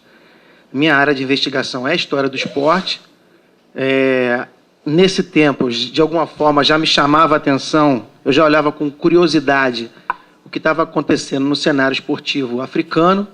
Né? A África do Sul já tinha sido escolhida como sede para a Copa do Mundo, né? E aí começa a chegar um pouco mais de informações sobre o esporte na África, obviamente cheio de estereótipos, né? Aberturas sempre marcadas por elefantes e girafas, coisas desse tipo assim. Mas, de alguma forma, a gente começa a ter um pouco mais de informação sobre o esporte no continente africano. Faltava um estímulo para que eu pudesse me envolver com isso, e esse estímulo surgiu, curiosamente, numa banca de uma orientação do Silvio, que eu conheci o Marcelo, né, assim, e o Marcelo falou, cara, isso aí tem um tema bacana para a gente estudar. Né, assim, começamos a conversar sobre isso, descobrimos que somos pessoas de bom gosto, afinal, torcemos para o Flamengo. Inclusive, começamos a pensar na hipótese da bandeira angolana ter referência com uma jovem nação precisa se identificar uma nação poderosa como a nação rubro-negra. Bom, e aí dessa conversa a gente acabou modulando um projeto chamado Esporte, Colonialismo e Pós-Colonialismo em Países Africanos de Língua Oficial Portuguesa, que já está indo já para o 4º ano de funcionamento, agora já com outro formato, ampliando um pouco para a ideia dos países lusófonos, incluindo Brasil e Portugal. Bom, e o trabalho que eu vou apresentar aqui, então, é um pouco uma tentativa de balanço teórico entre esses três campos aí, com os quais a gente lida ou nos quais a gente se movimenta, né? É um balanço teórico de segundo momento, porque, de alguma forma, ele já incorpora algo das nossas investigações, né? Um fato que nós encontramos é que havia alguma literatura sobre estudos do esporte nos países africanos de língua inglesa e francesa, mas havia muito pouca literatura sobre os países de língua oficial portuguesa. Né? Então, a gente teve que fazer uns reajustes de trajetória na teoria, porque elas podem se aplicar para os países não lusófonos, mas não diziam respeito àquilo que a gente estava investigando nos países lusófonos. Bom, durante muitos anos, o esporte foi encarado como território alheio à política, considerado de forma equivocada como terreno do ingênuo, do frívolo, como objeto de menor valor que não merecia a atenção de pesquisadores das ciências humanas e sociais. Esse quadro começa a mudar a partir dos anos 60, com o crescimento da atenção às questões culturais, algo que teve impacto em várias áreas de conhecimento. Num primeiro momento, a partir do diálogo com uma certa tradição do marxismo, proliferaram as denúncias ao caráter de alienação da prática esportiva, majoritariamente encarada como instrumento utilizado pelas agências de poder para alcance de seus fins de disciplinarização e de controle. É mesmo a partir dos anos 80 que se tornaram mais matizadas as interpretações acerca do esporte, progressivamente considerado como fenômeno ambíguo e espaço de negociação entre o poder constituído e outros poderes cotidianos, entre o Estado e o conjunto da população. A partir desse momento, destacam-se os estudos que discutem a mobilização do esporte em projetos políticos diversos, notadamente os de cariz autoritário. De uma maneira geral, dialogando com as propostas de nova história política, cresce o número de investigações que procuram entender a prática esportiva na interface entre a cultura e a política. Também nesse momento, nos anos 80, cresce o interesse pela presença e papel do esporte no continente africano, inclusive em função das peculiaridades do processo de construção da ideia de nação pela qual passou grande parte de seus países. Essa tensão também tem relação com o fato de que a prática esportiva tem se apresentado como um dos principais fóruns de projeção internacional positiva dessas jovens nações. Da mesma forma, dada a condição colonial que marcou a trajetória do continente, os estudos pós-coloniais, cujas origens se encontram nos anos 50, mas que melhor se estruturam nos anos 80, têm dedicado bastante atenção aos países africanos. Meu objetivo, então, é discutir os possíveis diálogos entre os estudos do esporte, os estudos africanos e os estudos pós-coloniais, ciente de que a principal contribuição de trabalhos dessa natureza não é esgotar a discussão, mas sim levantar possibilidades de investigação e chamar a atenção para novas temáticas. O debate sobre o pós-colonialismo seria mais simples se ele fosse definido somente como um período que se segue ao colonialismo. Na verdade, o que a gente observa é uma enorme diversidade de usos do termo, algumas vezes até uma divergência no uso dos termos. Para não seguir nessa discussão, vou ficar com uma definição. A abordagem pós-colonial questiona as certezas epistemológicas disciplinares, a linearidade de um tempo histórico centrado no Ocidente, ao mesmo tempo que se apropria criativamente da sua teoria, a fim de recuperar outras subjetividades narrativas silenciadas pelo eurocentrismo, assinalando o papel central da violência colonial na constituição das totalidades. Isso só pode ser entendido adequadamente se se considerar os diálogos transnacionais globais como os contextos locais em que se desenvolveram. A despeito da grande abertura para novos temas, a prática esportiva tem sido negligenciada pelos estudos pós-coloniais. Para Bailey Cronin, trata-se de uma lacuna, até mesmo porque as intervenções no corpo, isso é, a eleição de um padrão externo e as decorrentes estratégias de disciplinamento, foram importantes na formulação de políticas coloniais. Como chama a atenção Hombibaba, a construção do sujeito colonial no discurso e o exercício do poder colonial através do discurso exigem uma articulação das formas da diferença racial e sexual. Tal articulação torna-se crucial se se considerar que o corpo está sempre, simultaneamente, embora conflitualmente, inscrito tanto na economia do prazer e do desejo, como na economia do discurso da dominação do poder. Se tivermos em conta que o esporte é diretamente herdeiro das propostas atléticas europeias, especialmente das britânicas, podemos encará-lo como uma performance corporal que expressa algo das tensões coloniais. Parece interessante, assim, considerar as sugestões de Bailey e Cronin no que se refere às possíveis contribuições do pós-colonialismo para os estudos do esporte.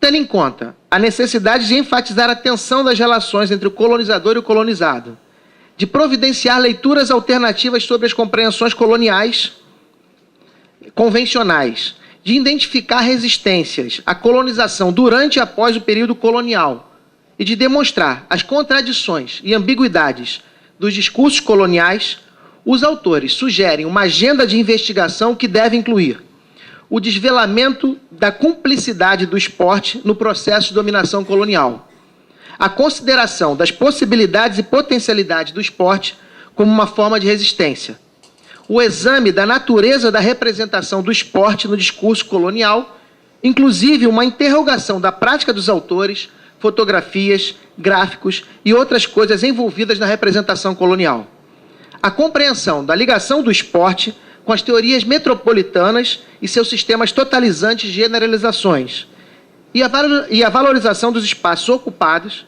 e investidos com seus significados próprios pelas práticas corporais, culturais, colonial e pós-colonial.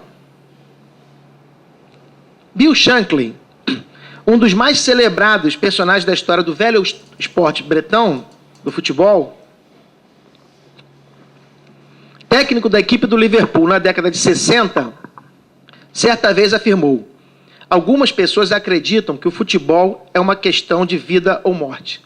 Fico muito decepcionado com essa atitude.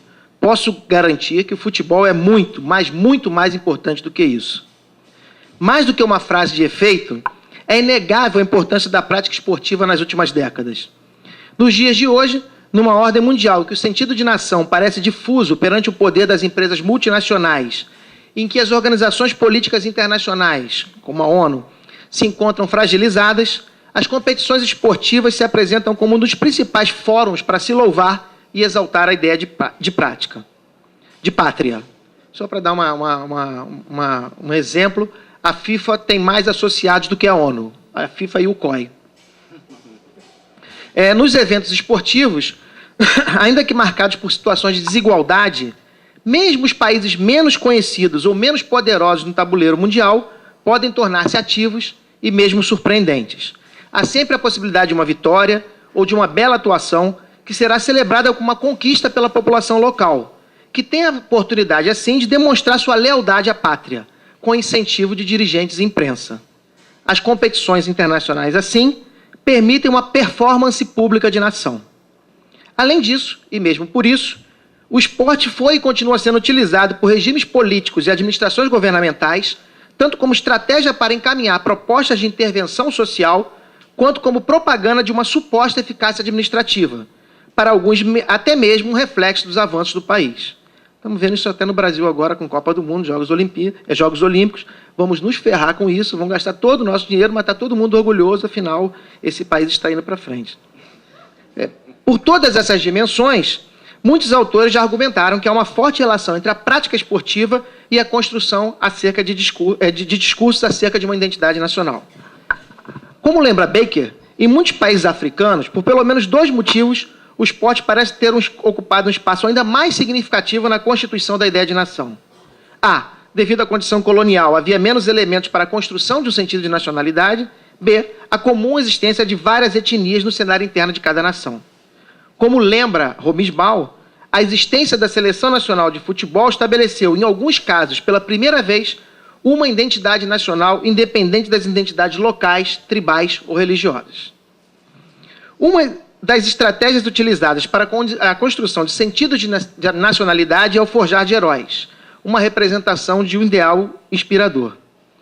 Se em muitos países do continente africano esses inicialmente foram desenvolvidos com os movimentos da independência, a eles logo se seguiram os atletas. Diz Baker, a partir dos anos 1970, os atletas africanos tornaram-se símbolos da identidade nacional. Eles eram altamente visíveis e com a vantagem adicional de que sua fama apolítica não poderia ser contestada. Ainda mais que os heróis políticos, os atletas representavam um tipo de sucesso que estava ostensivamente apresentado como de alcance a um grande número de jovens africanos, ainda que a gente saiba que na prática isso não seja verdade. Esses novos heróis também foram importantes para uma projeção internacional das jovens nações.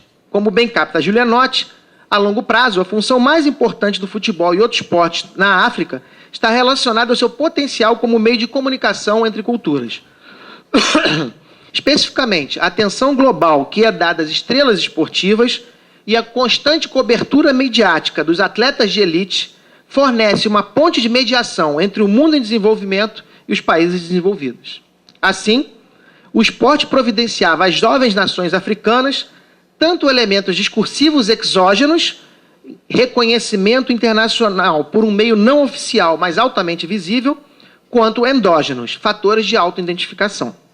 De qualquer maneira, há um importante debate sobre o significado da adoção ou imposição, dependendo do ponto de vista, da prática esportiva no continente africano. Estratégia de controle ou alternativa de resistência. Parece difícil negar que no continente africano, percebemos claramente essas dimensões nos países africanos de língua oficial portuguesa.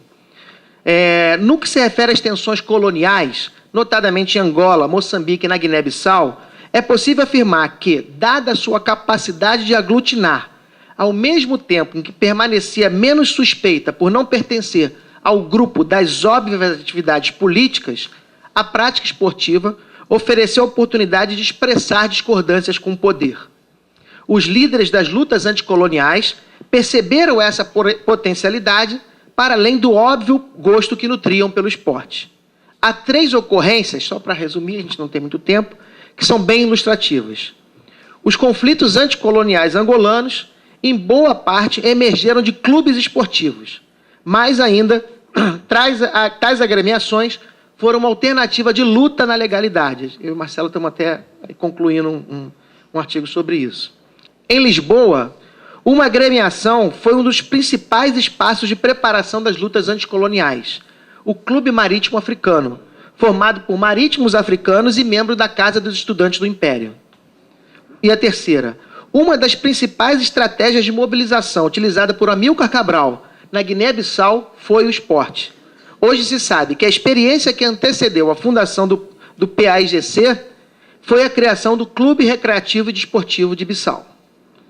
Com isso, não devemos equivocadamente crer que o esporte carrega um dom imanente de estabelecer a contestação, da mesma forma que não o tem de instituir a alienação. Na análise do fenômeno, é bom tomar alguns cuidados. A. Perceber o quanto as agremiações esportivas foram mesmo utilizadas como alternativas políticas, prospectando com mais acuidade se determinadas posições contemporâneas não exacerbam essa compreensão para construir uma narrativa heróica sobre o passado. Então a gente vê assim, um jogo de futebol em algum momento vira uma luta contra o colonialismo na leitura dos dias de hoje. B. Não desprezar o fato que grande parte dos que se envolveram com a prática estava mesmo prioritariamente interessada na diversão ocasionada. Quer dizer, afastar essa ideia de um aparelhamento da prática. Muita gente queria só jogar futebol mesmo. E C. Considerar que mesmo para os que tinham intencionalidade política clara, o aspecto do divertimento era também importante. Quer dizer, o Amílcar Cabral, ele usa o esporte dentro das suas estratégias políticas, mas ele gostava de jogar futebol, ele era bom jogador de futebol, chegou a ser chamado para jogar futebol no Benfica, né? Então ele tinha uma relação com a prática que está para além de um uso somente instrumental. Obrigado, gente. Acho que vai dar sim. Bom, o desafio, portanto, é entender que o esporte pode ter sido, simultaneamente, de forma complexa, adotado como estratégia de controle por parte do colonizador, significado a adequação do nativo a um projeto colonial, ter sido ressignificado ou encarado como alternativa de resistência por parte do colonizado, ou somente vivenciado como forma de divertimento por um dos lados ou por ambos os lados. Bom, há 3 temas que parecem bem expressar a ambiguidade e a importância do esporte para os países africanos no cenário contemporâneo. Um deles é sua participação nas organizações esportivas internacionais, especialmente na poderosa FIFA. Darby critica o grau de representatividade concedido às nações da África nessa entidade. Para ele, os membros europeus da FIFA têm tentado monopolizar o poder, procurando restringir a influência dos países em desenvolvimento, inclusive os africanos, no centro das estruturas de tomada de decisão política do futebol mundial. De outro lado, o mesmo autor demonstra que a FIFA é uma das organizações internacionais na qual os países africanos têm maior poder de atuação, sendo mesmo importante na sua política interna. Isso se dá por alguns motivos. Na entidade, não há diferença de status nas votações. Cada associado tem um voto. Não há conselho de segurança na FIFA. Não é? Então, não tem jeito. Você vai ter que negociar voto a voto ali no... B. Os próprios interesses comerciais apontam o mercado africano como de potencial interesse. C. Esse espaço de poder se constituiu em função de uma aliança. O brasileiro João Avelange foi eleito para a presidência da FIFA em 1974, a primeira vez que um não-europeu chegava ao cargo, para tal, contando com os votos dos, na época, chamados países de terceiro mundo, especialmente dos africanos, que se tornaram parceiros fiéis do sul-americano, que, por sua vez, promoveu investimentos significativos para o desenvolvimento do futebol nesses países, usando para tal dinheiro da Coca-Cola e da Adidas, e estrategicamente jogando com as polarizações entre as nações capitalistas e socialistas, o que enfraquecia as nações dos associados europeus à busca de manutenção do seu poder. Isso quer dizer, Aliança Sul-Sul, minha gente, há muito tempo. Né, assim, uma aliança estratégica que contou com o apoio da diplomacia dos países envolvidos, inclusive da diplomacia brasileira, para a tomada de poder numa instituição que tem uma importância política, embora não oficial, mas muito importante. Vale citar que um dos sucessos da relação entre a Avelange e os associados da África se deveu à sua contundente posição contra o apartheid. A FIFA, antes do COI, se colocou como aliada nessa luta. De fato, o cenário esportivo foi um dos principais fóruns de combate ao regime sul-africano. Um segundo tema que merece ser discutido é o fato de que em muitos países africanos se identifica um maior relacionamento com as equipes de futebol dos antigos colonizadores do que com os times locais. Para alguns autores, isso deve ser considerado como clara manifestação de neocolonialismo. Parece haver, contudo, um duplo esquema de vinculação. A seleção nacional mobiliza a população e cria laços identitários. As agremiações locais, não tanto. Sem negar outros aspectos, como a influência dos meios de comunicação, talvez a explicação para tal ocorrência seja mais simples. Quando o selecionado entra em campo, joga a nação. Fora disso, ou para além disso, o público segue antigos costumes. Lembremos que um dos principais meios de propagação da filiação a um clube ainda é familiar. Quer dizer, eu repilo essa ideia de neocolonialismo, né? O fato é que o Benfica ele é apreendido nas antigas colônias não como manifestação do colonizador, mas como o meu Benfica. Assim, como, para mim, é o meu Flamengo, embora eu saiba que a administração do Flamengo seja digna de repulsa. Né? Assim, e aí qual é a minha função enquanto pai? A minha função enquanto pai é mostrar a minha eficácia paterna transformando meu filho num flamenguista. Não é? Quer dizer, o pai que não consegue fazer isso é um fracassado já nos primeiros momentos da sua vida. Né? E a gente se empenha profundamente nisso. Eu e o Marcelo estamos vivendo isso aí com o Pedro e com o João. Então, essa a explicação para essa propagação, para mim, não está ligada diretamente a uma questão política, mas é uma questão cultural de costumes que vão... Oi? Acabou. Bom, por fim, um terceiro tema importante, a migração de atletas. Bailey informa que em 2002, dos 311 atletas de 16 seleções da Copa da África, 193 jogavam na Europa, ou seja, 62%. As equipes de Camarões, Nigéria e Senegal eram quase integralmente formadas por jogadores que atuavam fora do país de origem. Em 1999, havia cerca de 890 africanos em clubes europeus. Portugal era um dos países que mais recebia futebolistas. Angola era o que mais enfiava atletas, sendo que 93 para a antiga metrópole. Enquanto isso, o futebol na África não se desenvolve plenamente. Bailey é categórico. A sistematização do recrutamento, migração e trabalho dos jogadores africanos de futebol pode ser visto como uma forma de neocolonialismo. Os sociólogos do esporte estão trabalhando isso como uma nova diáspora, inclusive. Vocês não podem imaginar os milhares de humanos que têm espalhados pelo mundo em função do futebol. Só o Brasil tem jogadores de futebol em 160 países. Não há como negar as relações desiguais de poder entre os clubes europeus e os africanos. A compra de matéria-prima humana pode certamente ser vista como uma ocorrência neocolonial. Isso, obviamente, traz prejuízo para o desenvolvimento do esporte local. De outro lado, uma parte desses jogadores, os que assumem o papel de heróis globais, contribui para colocar o nome dessas jovens nações no panteão internacional, gerando importantes elementos para a construção de discursos identitários. Enfim, a afirmação de Sugland e Tomlinson bem resume o debate. Para eles, a prática esportiva pode ser encarada tanto como um símbolo de imperialismo econômico e cultural, quanto como um fórum de resistência à dominação e hegemonia dos países desenvolvidos. Para concluir, já estourei meu tempo, né? Enfim, parece possível concluir que se trata o esporte de um relevante objeto para que possamos, desde um olhar dos estudos pós-coloniais, investigar as articulações entre cultura e política nos mais diversos contextos históricos, inclusive no continente africano. Há ainda uma outra motivação que é que motivou o nosso projeto, meu, do Marcelo, da Andréia e de alguns colegas de Portugal. Está para ser investigada com maior profundidade a peculiaridade do desenvolvimento do fenômeno esportivo nos territórios de colonização portuguesa.